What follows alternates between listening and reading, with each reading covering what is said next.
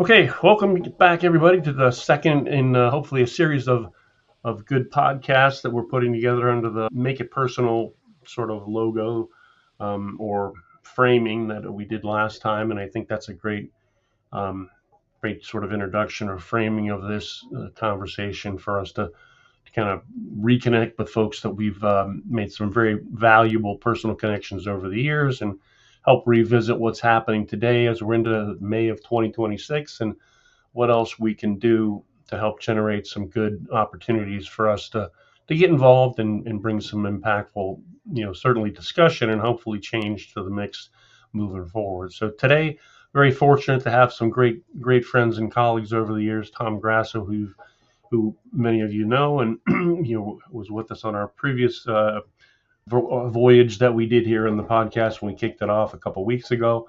So welcome back, Tom. You got John Zadig, who was a great friend and partner over the years with NASA IG back in the day, and then now with the I'll let him introduce the company that he's with now if he wants to do so.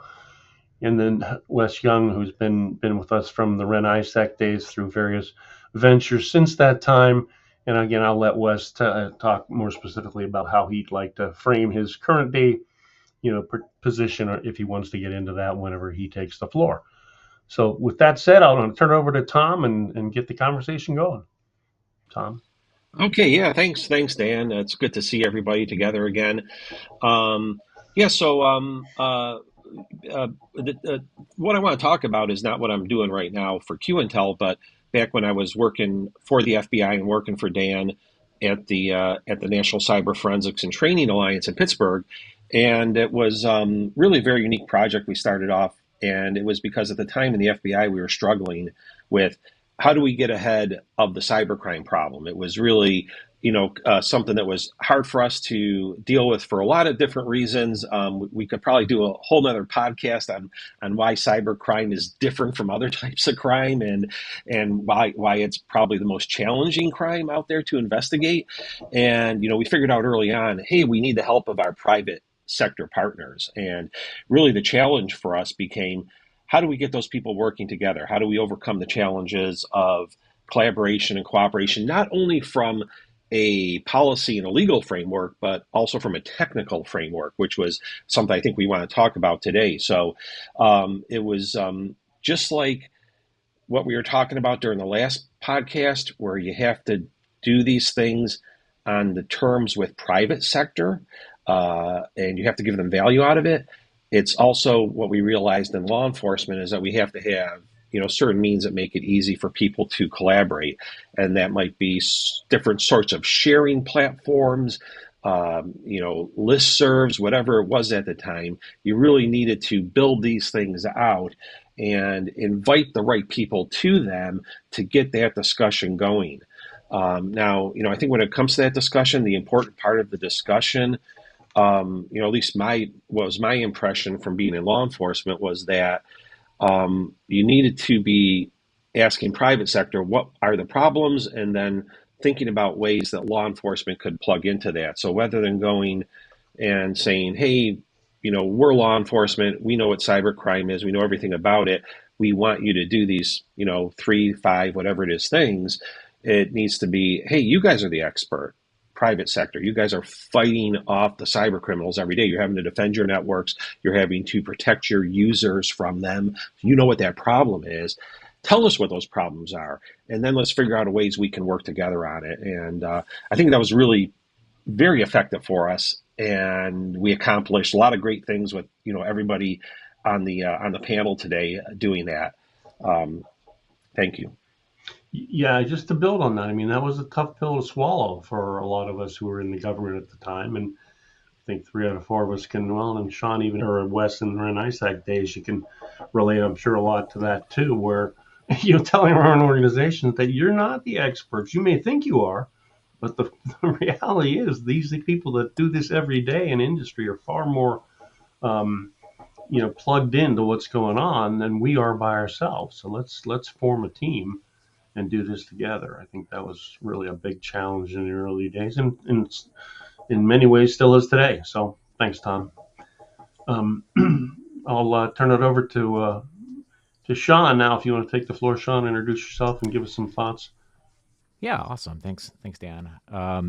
And Tom, I think you really set it up super well. So I guess first I'll introduce myself, Sean Zadig. I met these gentlemen when I was an agent with the NASA OIG, or Office of Inspector General, doing cybercrime investigations. I spent 7 years there, and then went to work for Google doing cybercrime investigations, and then after 2 years went to Yahoo, where I'm currently the Chief Information Security Officer, and I've been there for 12 years.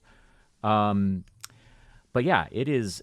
I mean, frankly, I think this conversation is super well timed, because I think we are at such a really interesting inflection point in our understanding of cybercrime and how public-private partnerships should evolve. Um, the time when we all met, there was, I think we were all facing kind of two or three simultaneous things happening at once. One of those was the rise of what we call now botnets, or these sort of distributed networks of compromised computers that are harnessed for some sort of nefarious purpose.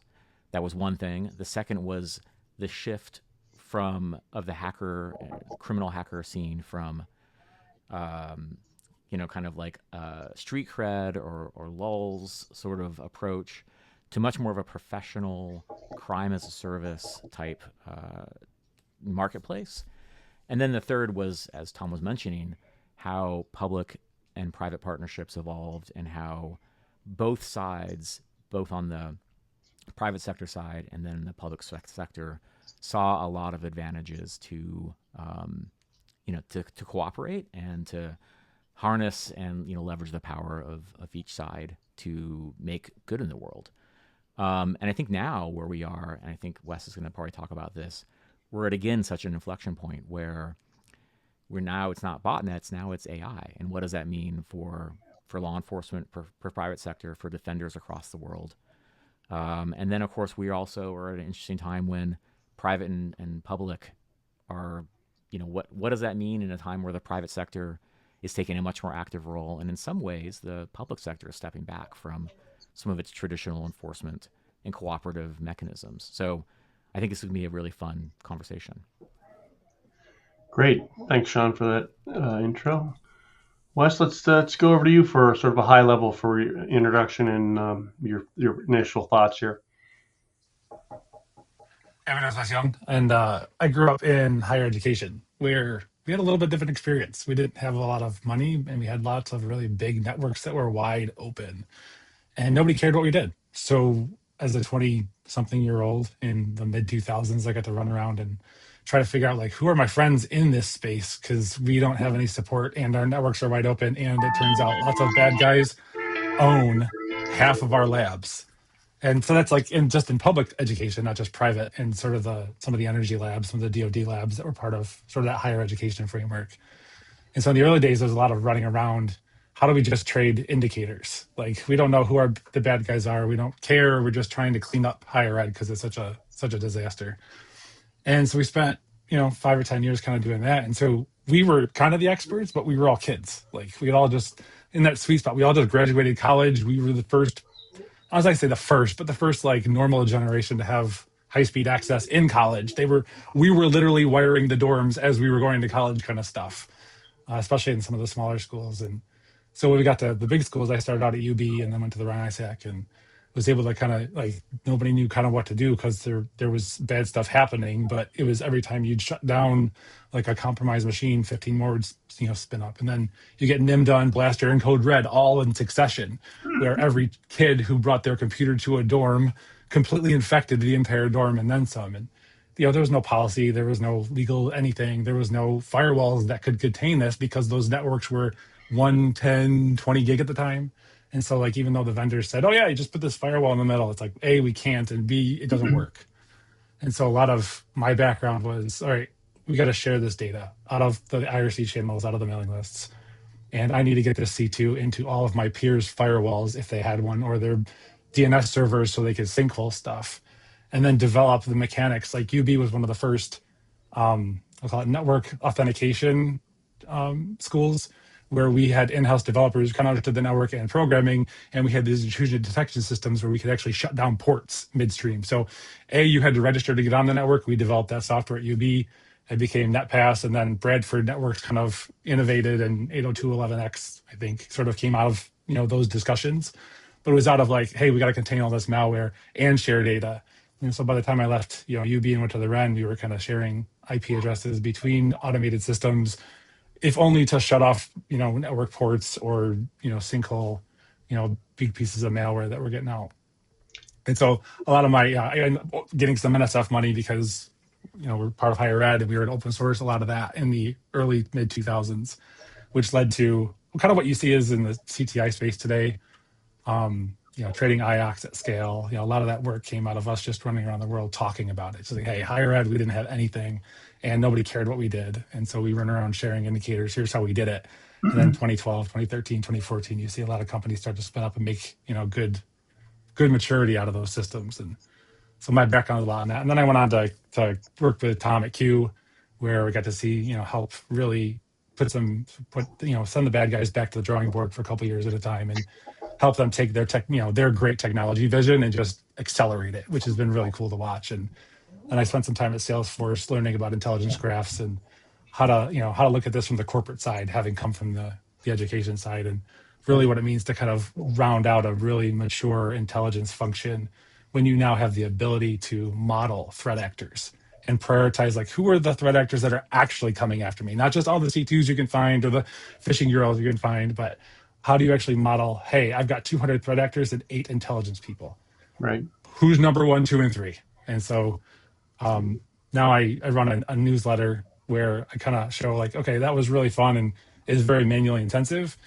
AI is there's some really cool stuff when you start mapping structured intelligence to it and scaling, the ability to not just scale an intelligence team, but tell the story, help influence to your managers, to your peers, to your stakeholders.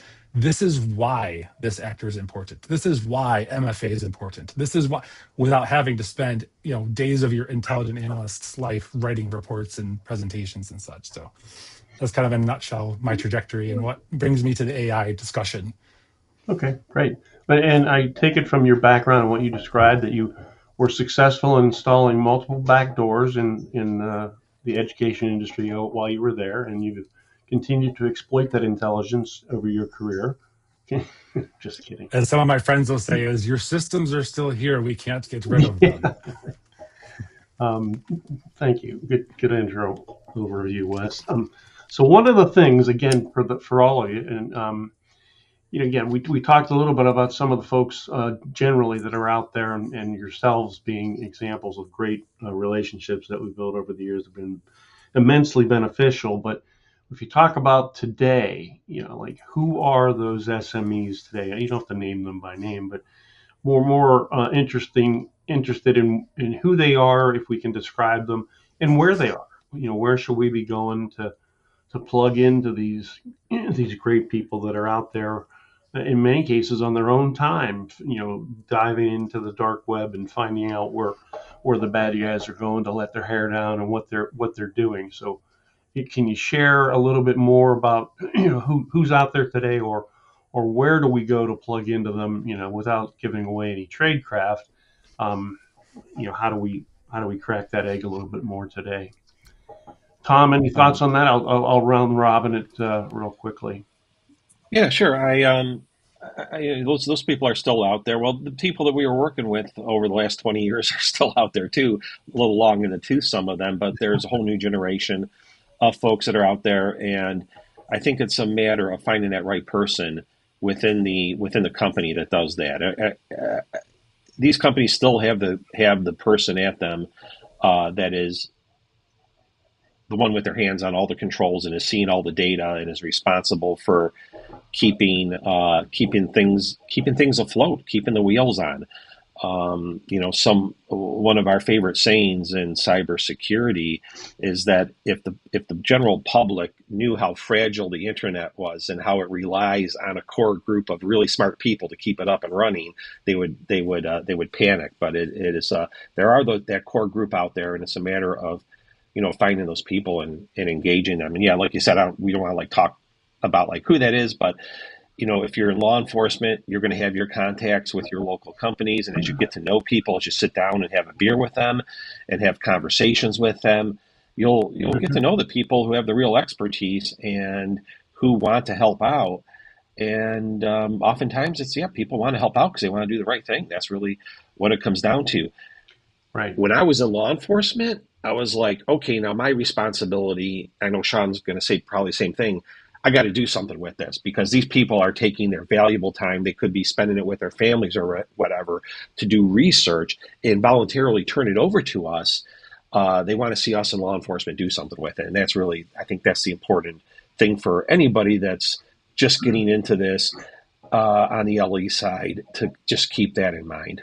Well, I think that's a great point because, I mean, we all, I think all of us probably witnessed this. And I recall very vividly when we get these great folks together from disparate organizations, some small, some big, but because they have a common passion and want to help, and sadly, many of them have to do that, as you said, on their own time or sort of offline in wanting to help. But whenever the success comes, when the takedown comes, when the arrest comes, when something happens where there's meaningful impact, you can just see the pride, feel it. I mean, you can feel the pride in the people who puff up their chest and say, hey, I helped do that. I helped make that happen.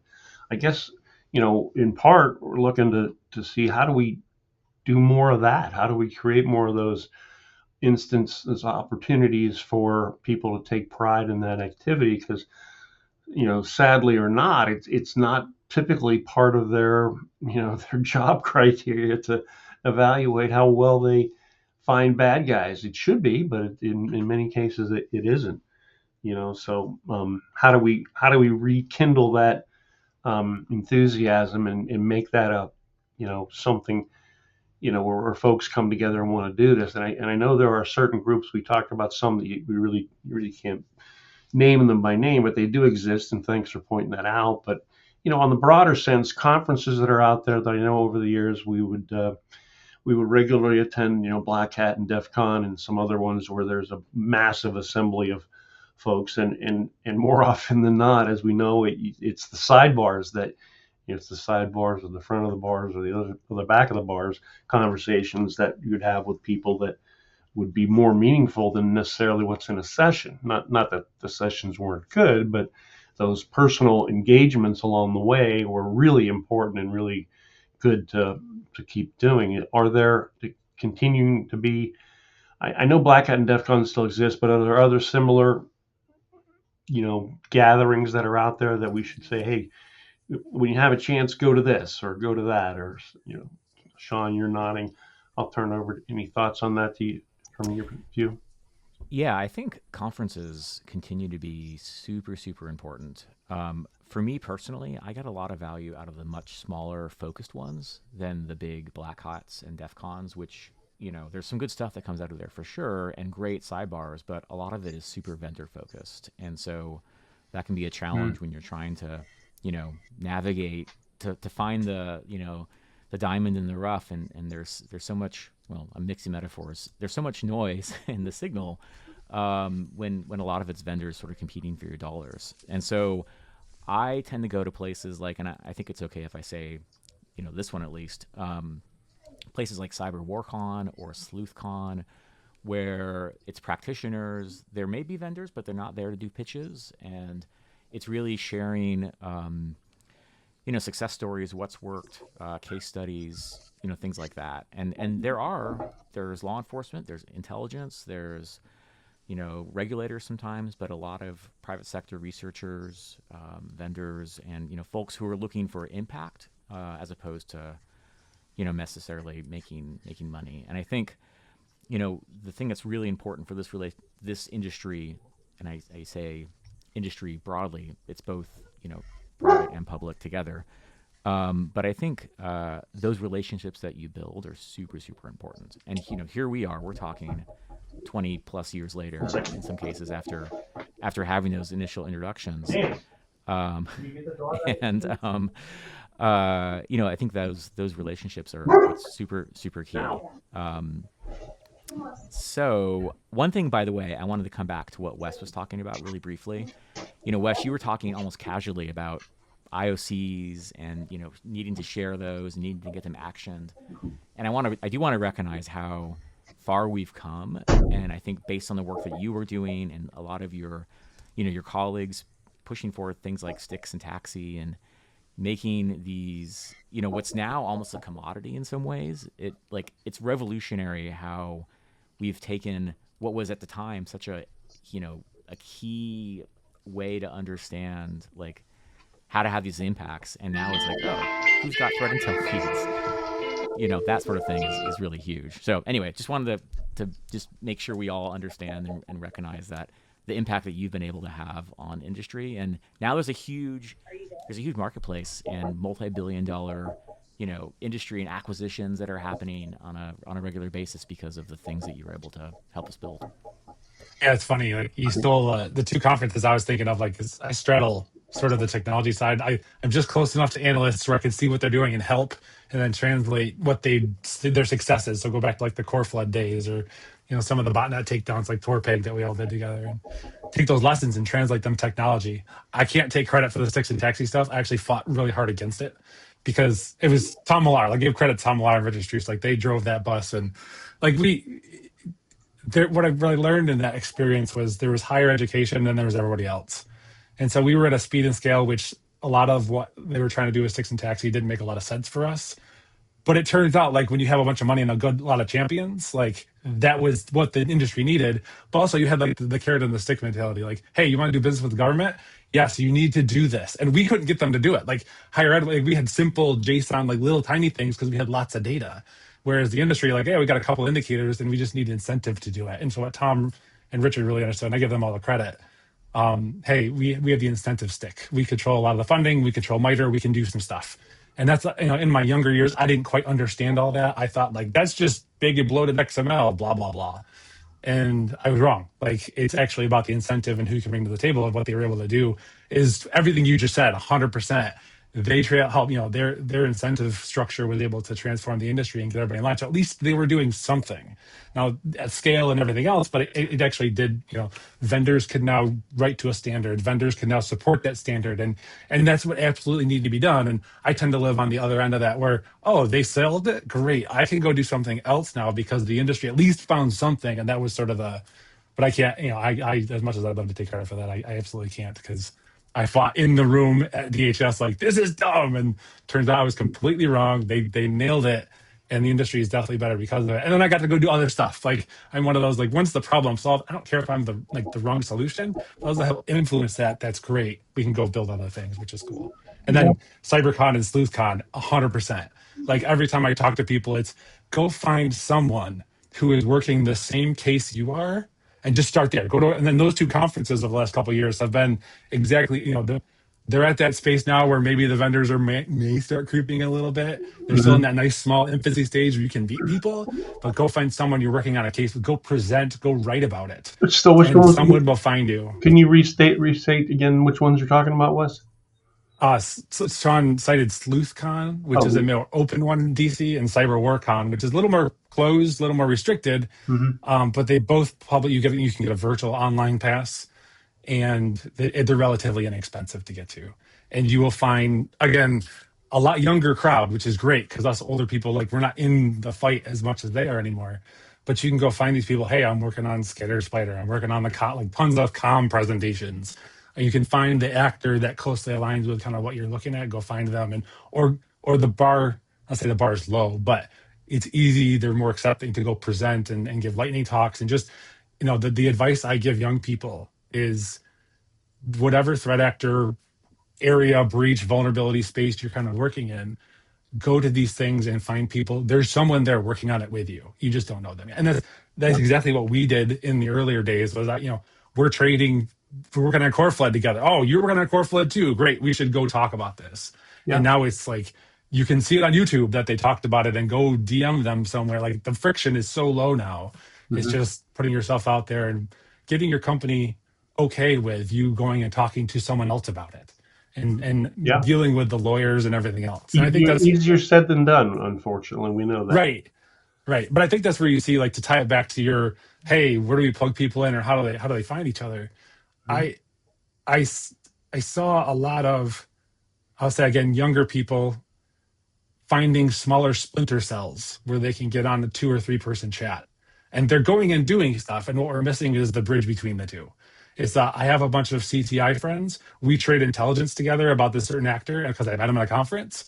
And I don't know, and I can't tell because I'm on the technology side more than anything else, how much of that gets organized to the right groups of law enforcement that can help them. And how much of it is, hey, there's 3 or 4 of us on a group thread. We trade stuff together. We take down bad guys together, and it's very focused. I mean, there's a couple of groups in the Bay Area that probably bubble up to the top, in some of those bigger companies. But from what I've seen, just to kind Right. of tie it back to what you initially started with, is there's lots of little splinter cells out there because these other groups that we were all part of back in the 2000s and whatever, they followed the path of first. They got big. People stopped sharing. The Ren went through this. Hmm. Lots of different groups. They just got too big. No fault of their own. They were successful, but that makes people start holding data back, Right. and the process starts over again. I think we're in that kind of fragmentation state where it's easy to DM people and text people, and then it kind of stays in the bubble. And then you have this problem where there's lots of cool things going on, but it's all in isolated little pockets. Good points to bring Yeah, up. you don't want to. Yeah, you don't want to be exclusionary, right? But you kind of have to. You have to be exclusive to some extent to keep things alive. Yeah. Well, yeah. I mean, yeah, you want to make well, even the smaller groups, you want to, I think, make people feel like they're an important part of that. So I think it's easier to do on a smaller scale. But good observations for those smaller conferences. Sean and Wes talking about those because as we said, the big ones they pop up and get bigger every year, and sadly there is a lot more vendor parts of those than there was in the early days. But it's almost like, is there a need to kind of get back to sort of churning and creating smaller get-togethers to keep it more intimate and to keep it a little more focused and make those people that are involved feel more personally involved. I think there's a lot to be said for that, and maybe that's just pie in the sky thinking. But I mean, if there's an opportunity to help generate those smaller get-togethers, if it's case specific, I think that's a great example of how to get together on things that will actually lead somewhere. Where you can work on a case together that's it's a defined group of threat actors, and it's a particular, maybe it's a niche, or maybe it's a number of things that they do as a group together that you can move towards impacting. At least it's something you can sort of chart out and move towards some impactful success. And at the end of that, I think everyone feels good about being part of that accomplishment along the way. So good feedback on that. Very good reflection there. And by the way, I don't know who you keep referring to, Wes, when you talk about these old people, because I purposely didn't invite any of them to this call. We're catching up. It's all the younger, motivated, invigorated people. Just kidding. All right. So anyway, we talked a little bit about, Wes, you and I particularly you dove in, and I kind of watched you dive into the AI world a little bit and kick up some very good points of discussion. So I want to get back to that in our limited window we have here today to sort of Jimmy open that can of worms a little bit and let you tee up some of the things you were talking about and other thoughts you have in that space. Because again, just like we started, there are key players that are really, really good and pretty deep into the AI world and are trying to do good things. Some are actually doing good things, and some are still just starting. But I think it's a good thing to reflect on and say, well, how do we build out more of that, discussion and opportunity for us to be part of that learning experience, and hopefully, being part of a positive discussion, if not solution, going forward. Wes, I'll leave it up to you there. Sure, and I'll kind of frame it because I want Sean and Tom to definitely jump in because I'm going to have a much different perspective, and their perspective is probably going to be more useful. About a couple of years ago, so at Salesforce, it was really fun to kind of watch it, not from the corporate side, not from the vendor side, but then from the inside, which is really neat. And there was a place in time where some folks from ex-Mandiant folks put together this thing called the Vertex Project, where the Mandiant, they had figured out how do we model threat actors? How do we actually model stuff like the intelligence agencies might? And Salesforce was one of those like right people, right time. You got Gabe Iovino and Robert Danford and a couple others who were there. Just they have the right vision for it. And so I had to jump. I had to leave. I used to work actually indirectly for Tom, and I had to jump because it was one of those like friend of a friend needs a lot of help, and it was some really cool technology to see. And graph databases is one of the things I really wanted to sink some time into. In that realm, Salesforce, if you ever read any news anywhere, is AI first everything all the time now. And for good reason. They have a lot of, they're run by salespeople. And what do salespeople do? They sniff out the next trends and then they bet the company on it. And so, Mark Benioff and his great insights and, when OpenAI really cracked that GPT 3.5 marker, was like Salesforce is all in. We're just doing this, and they gave us a blank check. Like basically, you guys are going to go build AI. And as an intelligence team, we're like, we've got so many other things we need to think about. That AI is not even like, yeah, it's a problem, and yeah, it makes mistakes, and we have other things we need to solve. Well, they built it into our go back to incentives. They built it into our performance evaluations. Like, how is your intelligence team using artificial intelligence? Like, we have no idea. And so we've got this graph database and this blank check for OpenAI and some other vendors in there too. And you started to see some really interesting things happen where when you feed structured data to even the dumbest of AI models, it actually performs pretty well. And so my venture into this was like, holy crap. I have this, I'm watching technologists and analysts struggle to fight bad guys over the years. And they're not struggling at fighting the bad guys. They're great at reversing malware and come up with indicators. They're terrible at writing. They're terrible at communicating their message. They're terrible at storytelling. And I was a technology side, but I was also a manager. Like I'm bridging the world of product and analysts and engineers all kind of together. And then the common theme is, man, it takes analysts a long time to develop these investigations, and then they don't want to write a 5-page brief on it. That's not worth their time. So then you have to hire copy editors and newsletter, people that can publish and actually write well for a living and communicate that to all. Like, why is this intelligence important? And so for me, the AI venture sort of started there. I figured out the graph, I figured out the vendor side, I figured out the IOC sharing side, and this AI piece really was hey, there might be an opportunity to kind of bridge this together, help analysts do their job well and communicate their story, because this is a really big problem. Like we're just chasing our tails. We put bad guys in jail and new bad guys are born. Like it's just this never, and again, it's an infinite game. I get it. We're never going to solve it.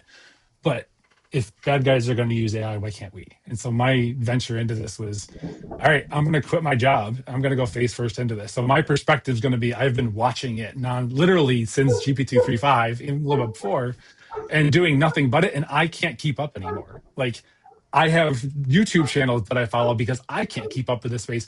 I can't imagine what the threat intelligence people think.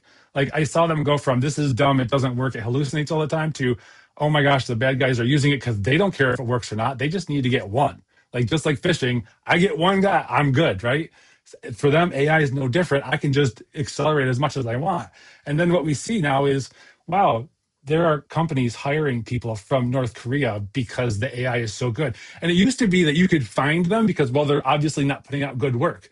No, now they're using your AI to do their own coding to make it look like they're still doing work. So, I mean, I'm going to have like more technological perspective, but I don't have the, my blinders are on when it comes to like, how are the intelligence folks handling this?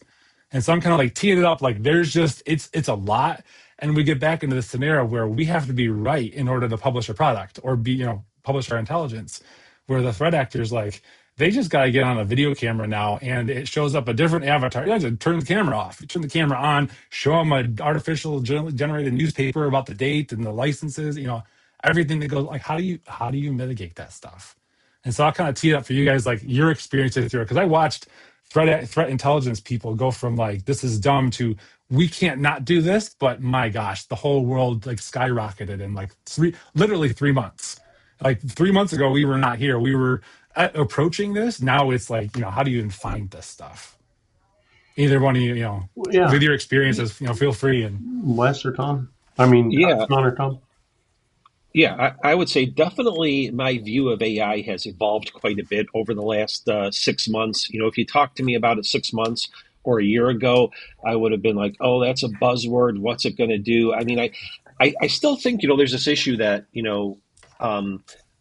AI, it can't make bad data look good, okay? But if you're feeding good data into it, there's some really amazing things that it can do. And along the lines of what you were talking about, Wes, just being able to take very complex data, lots of layers, and digest that into a narrative that a human can read, it really saves a lot of time. And so we've started using AI reporting, and like I said, I was skeptical of it at first, but I see the things it can do. Our customers love it, but I think it has to be done right. I think you can't, whether you're a vendor or whether you're someone that's developing solutions internally, you can't present it as like a magic button that's you're gonna press this button and bam, the answer is gonna pop out and everyone goes home and has a beer. It has to be, you have to Yeah. like let people know what the limits of it are. And like I said, making that good that bad data look good it's important for people to understand that and to scrutinize what it's sending out to you. But I really think even with scrutinizing the output that we're getting from AI, whether it's a full-fledged report that is written or it's something else, it is saving us time. It is saving us time. So Yeah. I don't want to say I'm all for it right now, but I'm definitely leaning towards. I think it's really cool, and I'm looking forward to seeing where it's going to go. Yeah, I agree with you guys. I mean, totally, Wes. The last 3 months have just been insane, and I've undergone a journey, I would say, from a skeptic to kind of a bit optimistic to now all in. And I mean, every single conversation I have now, including this one, is all about AI, and it's about how to leverage it. And I think even recently, I mean, just within the past couple weeks, and not to use a buzzword, I apologize, but I'll say the word mythos. Sorry. And No, to be honest, but buzzword away, because that's the thing that seems to have gotten everyone. I don't know why. Like, I get it, vulnerabilities, but for whatever reason, like Mythos and this, Dash Cyber or whatever that OpenAI is calling, that yeah, seems to have triggered everybody. So I'd love to hear it. yeah. I mean, I think so. I'll use when I use the word mythos, I'll refer more to like the models that can do things that it can do, Hmm. but it's not just finding vulnerabilities, and it can find vulnerabilities like nobody's business in stuff that is fully patched. It's stuff that's had thousands of hours of manual code review and fuzzing, and it can find a ton of vulnerabilities. It can also chain together a bunch of low severity vulnerabilities into like a critical exploit. But it can write fully weaponize, and make 0 days out of the things that it finds. And if the models that we've seen in the past year or so hold, in about 6 months or so, the more commodity models will be able to do that too. And so Right. there's a Right. there's a there's a tidal wave of adversary enabled AI attacks coming, and it's really scary to see that most environments. I'll talk what I'm familiar with at Yahoo, but I think most companies are this way. It's a mix of code that you write, it's a mix of vendor code, and a lot of open source stuff, libraries and frameworks and stuff. And so it's really like what can we burn down between now and then until the flood of attacks come. And we're already starting to see some of this. So for example, we have a bug bounty program, one of the oldest in industry, and we're now seeing a shift from just an individual researcher doing a bunch of hacks and stuff on their own to the more elite ones. They're supervising fleets of agents, and those agents are now, they can hack 24/7 on our platform, on somebody else's platform. There's just the cost of tokens, which continue to drop.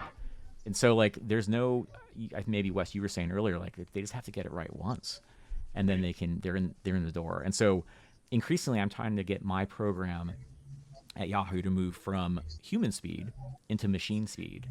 And one of the things that I'm finding, both internally and then across industry, is there's a lot of folks who want to get it right. We have to get it right. And I think the most important thing actually is velocity. We have to be fast, and then we can improve over time. But if we try to get it right and wait until the solution is perfect, we're going to lose. So we got to Yeah. be comfortable with speed. Hey, it's interesting. I'll give you I'll say insider's perspective. That's not quite right, but like when I saw Mythos drop, and I wrote a piece about this, it's like, who cares? We can already do that. But what I realize is nobody realizes you can already do that. Some of the bad guys realize you can do that. And so it's interesting you say like they use teams of agents. And I looked at them like I spent a ton of time in GPT-4 and 5 building harnesses that could basically tease out all the nuance of threat actors. I see some guys do it on the vulnerability side too. And so when Gemini 4 dropped, that was almost even bigger to me as like, oh yeah, we can already do that. It's just that the models, the mainstream models, and the doomsday Anthropic, we're going for more money, so we're going to do this FOMO thing. Like that all hit at once. So to me, it wasn't always the model. It was the everybody realized they could now see it. It was now tangible, and they were missing out on something. There was Anthropic, like, hey, we're going to not only let like certain companies go do this, but not everybody wants to be involved because it's that in 0 days. But if you look under the hood, like myself, others, like we had to build these harnesses so that the models would do the nuanced things we wanted them to do. And so under the hood, like if there's threat actors out there that were already building the right harnesses to make the models do what they wanted, the problem was the open source models were too slow to really do it at speed. Man, Gemini 4, where you really start to, and some of the some of the Quen models, I think, where you could really build your own harness around that and get them to do that. You could see it under the surface, but that was the mythos moment where it kind of crystallized I'll say normal people, but people who maybe weren't looking or didn't really trust AI just yet, really thought that, oh, wait a second, not only is this coming, we may already be behind, and now we're playing catch up. And so from the inside, it was like, is this really a big thing? And then again, to hear your perspectives of no, like not only can we do it, we can touch it, we can play with it, we can see it, and it's affecting our business because bug bounties are going up, people are sending us vulnerabilities, like all those hitting at once has been fascinating to watch. And one question, because I'm that guy in the room who doesn't know. Is Mythos an acronym, or is it just a term? So It's the Anthropic's version of their model. Okay. ChatGPT OpenAI calls theirs -cyber. So they give these models certain like, I'm more of an OpenAI person, but Anthropics was tagged as like a Mythos, is like their marketing product. Sort of their branding for their product. Yeah. It's very much I mean, to be clear, it's very much a marketing and branding thing for sure. And I think Wes, you called it exactly right. Like now people are aware, and the I'm sure they had this huge comm strategy around the release, but the thing that was very successful for them was they got it into the C-suite and the boardrooms, and now everybody's like, what's our Mythos response? And so, and I think for us, as running a team of defenders, it's like, okay, we always knew we'd have to deal with this, but now it's like, ooh, it's here, and it's actually a little sooner than I expected, and then we got to kick it into higher gear. And that's you used to be able to see these things coming like a mile away, and this time you're like, I see something, and all of a sudden it's that direction, right? It's like, exactly right. Well, and this may be a great tee up for that, because one of the things that I kind of put in the framing of the podcast was, as we learned over the years, with new technology, whether it was Yahoo or Google or Microsoft or different telco mobile technology or apps, the people that built the good stuff, the good apps, knew how that they were being exploited, right? So they know how the bad guys are making their good apps do bad things. And similarly in the AI world, I know I've seen a couple of pieces on different newscasts and magazine shows that have talked about that. But is there, or are there a couple of noteworthy, maybe similar to what you're talking about in the Mythos world, entities that we should be maybe better plugged into, that are trying to do, maybe are doing, and are trying to do more good things to identify how those AI technologies are being exploited, or how they might be exploited, so that we can learn from, hey, this is what it's probably going to do if it's not doing already.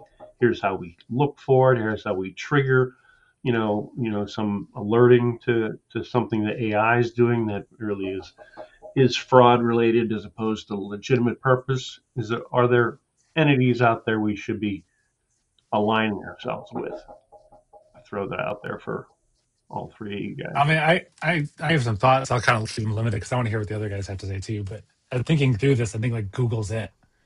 Like I watched the way OpenAI communicates, and this isn't a dig on any of them. Like you get this popular this fast with this many 25-year-olds and 30-year-olds. Like you're catching up. Like they're just catching up with demand. And Anthropic's not much different. And a lot of the other companies, it's just a lot of younger people just trying to keep up with something that takes off like like a rocket. And I think Google's probably, I don't have any inside knowledge on this. Again, I'm way on the outside of that. But like you look at companies that had, a decade or two, like when they buy DeepMind, 2014. And so they've got like at least a decade's worth of AI experience and decade or two of threat intelligence and bad guy experience. Obviously Sean can speak to Yahoo, but Google's like the only one that's got any experience in any of it. Microsoft too. I'm sorry, Microsoft too. They're kind of straddling. It's not clear to me what their strategy is anymore, given where they're kind of at. So I say those two because they have both the crime model and the intelligence model. But the rest of these places have, they either have all the AI or all the intelligence and no AI experience. And so, like, literally, what I'm doing with mine, Alpha Hunt, is just writing about what I see and try to find ways to bridge more people together that way. Hey, AI labs, this is how you should write about threat actors and think. And I know they're probably reaching. Well, I don't know if they're reaching out to Google because they're competitors. Like you get into this weird vendor space where maybe they're not learning anything from like a Google or a Microsoft, or maybe OpenAI had some in the early days some bleed over between the two because Microsoft's great at the threat intelligence game, but that's not clear to anymore. And Sean, Tom, if you guys have experience there, I'd love to hear it. Yeah, I would definitely agree first that Google is in the right place. And I was actually at Google Next 2 weeks ago, and sort of hearing from them directly in terms of like threat intel, AI, like what it means for them, how their product suite is going to be growing, how they're thinking about it. I do feel like many companies, like it doesn't matter what the technology is, whether it's social stuff, whether it's AI, whether it's threat intel. There's kind of like a bell curve in some ways of how a company grows and evolves and how it handles things like trust and safety and interactions with law enforcement. They start out very junior, a bunch of 20-year-olds, and they're like, screw cooperation, screw, let's just focus on getting there fast and making a bunch of money. And then they like run into a wall and they're like, oh no, like who could have seen all these horrible things happening on our platform? And then they start investing in folks who understand threat intel and folks who might have come from, a law enforcement background or understand the value of cooperation between different companies. And then they kind of like move up that maturity curve and are like, okay, now we need to invest in some of these things. And it does result in some reduction of velocity, but it means that they slowly become good players. And then hopefully they stay that way, although, sometimes that curve goes the other way. Like Twitter, for example, I wouldn't say is a good player anymore. But yeah, I think we can see that happening with some of these younger companies like Anthropic or Perplexity. Hopefully, who knows? Maybe not so much of them, but yeah, we can sort of help guide them along. Now, the thing that I used to think was that the rising tide lifted all the boats, and even competitors can compete on sharing information about bad guys and what they're doing and how to sort of defend as a joint industry. However, now that even with Mythos and some of the similar models, that is a competitive edge, the defense and the advantage over protecting yourselves better than the others. And so I hope that it continues, but we'll see. Tom, what do you think?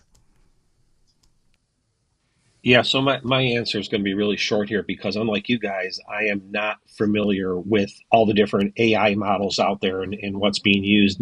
What I see is what goes into our products. So I'm familiar with what we're calling QAI now. Yeah, I know, Wes, you're sorry that you missed those days. They just started, but I honestly I'm not I can't really compare it to anything, and I apologize for that. Well, but I will say I agree with everything that everyone else is saying here. You win. You can run for mayor of New York now.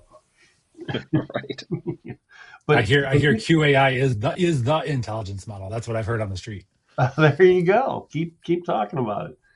But those are good points you guys have teed up, and Sean in particular, like the way you framed it, because when you say competitive advantage, that means so much to so many different organizations, and I still am left with the, why do they care and why should they care if their technology is being used for bad things? To the extent they really are concerned about how their product's being viewed in a truly drill down competitive world and say, well, mine's going to find the fraud or not going to allow the fraud or the misuse of my technology, where the other ones, are going to just be reckless out there and they're going to be using your PII or whatever it is that you give them for bad things.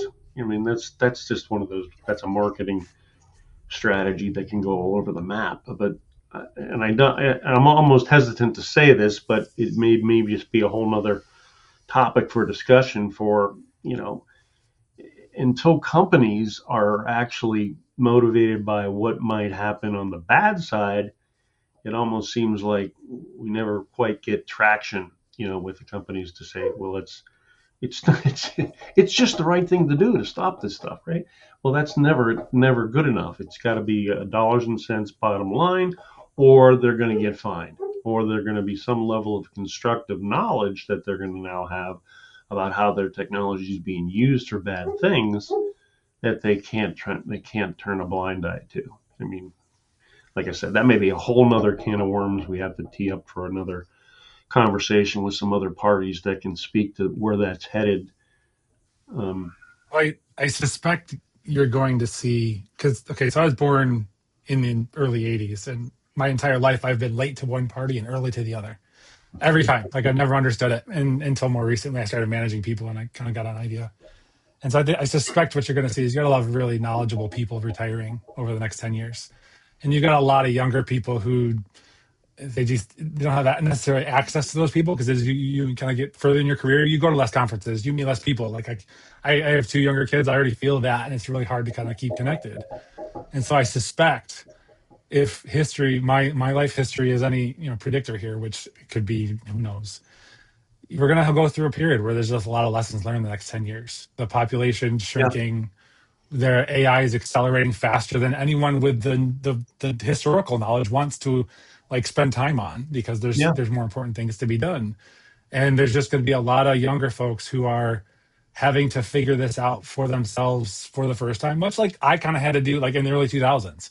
Like I grew up on a farm, doing chores on a farm for different people around. I grew up in the sticks. Like a lot of that I just had to learn myself because there was no one around me. And I suspect that the generations now that are, they're just be like, they don't have the foresight and they don't have those lessons learned always being transmitted. Is for as much intelligence as we can generate, knowledge is a completely different problem.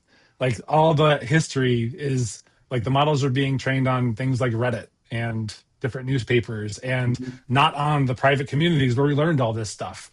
And those people that are part of those communities that have all those lessons are, they're graduating, they're moving on, and they might not want to do all those things. And so I suspect we'll probably go through a period over the next 10 years, or there's a lot of those lessons where, helping those young people understand that, hey, if you take a step back and you prioritize the actors that are coming after you, and you learn how to communicate that well, and you learn that if you model these actors and find those common mitigation points, like turns out like phishing resistant MFA is actually the key to everything. Like you solve so yeah, much crime that way. And yet I see like, no, we got to patch everything. We got to patch faster. But you're writing code faster, which means you have to patch faster, and you still get phished. yeah, yeah. Like you still kind of lose money because you're getting phished, and nobody's doing that. So I suspect that, the more we can talk about it and write about it. I'm excited about this kind of conversations, and kind of what I'm doing is just let's start writing about it. So at least there's something you can point to say, hey,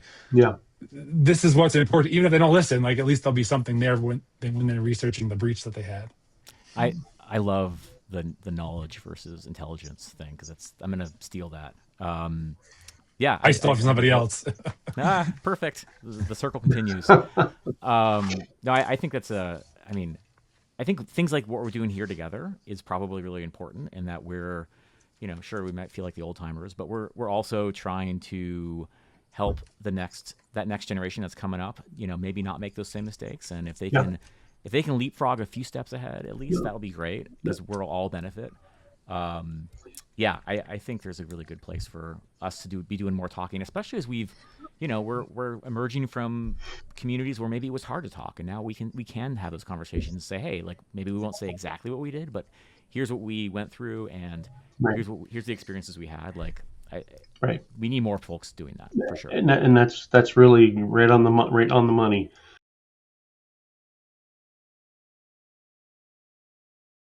Sean, what we're trying to, I'm hoping to get across in these podcasts is that we learned a lot of good things along the way, and if we can take some of those good lessons learned and kind of repeat those things that worked and do them again. That's the human factor. They probably have some merit in repeating today. Whether it's figuring out who those subject matter experts are that we should reinvigorate relationships with, and hopefully help create a more intimate discussion in smaller groups about things that are case focused or threat focused. And that I think those are good things to help us get back to, that we can say at least we're moving some things in the right direction. We're not going to solve it all, but there are things we can do to I think achieve some meaningful impact and build that rebuild some of that community out there that we know is important to have somebody looking out for. And much more to talk about in the AI world too. I think we'll come back to a more focused discussion on some of the things you guys have really teed up very nicely. I think for us to, or for me to follow up on and to kind of reassemble some more narrow discussion about with some additional players.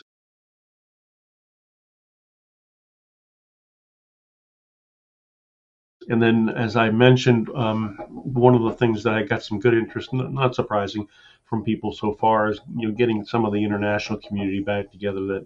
That we've Tom, you've done a great job, and actually probably all of you have done some level of making that happen over the years. But revisiting with some of our core international partners and family, what's worked for them, what's important to know, and as this technology beast continues to evolve across the world, what they're able to do in their parts of the world, what they can't do, how things are impacting them that we should be mindful of.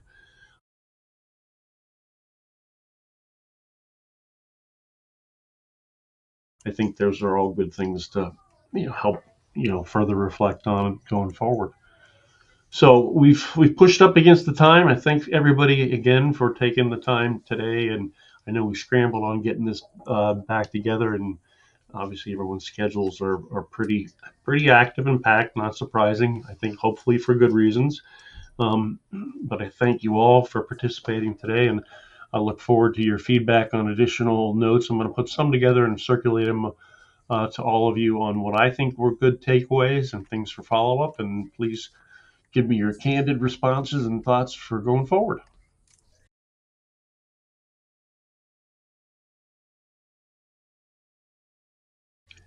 This was really fun. All right. Thank you. Yeah, thanks for having us. All right, guys. Thanks a lot, Dan. Thanks, and have a wonderful week. Yeah, Too. we'll see you.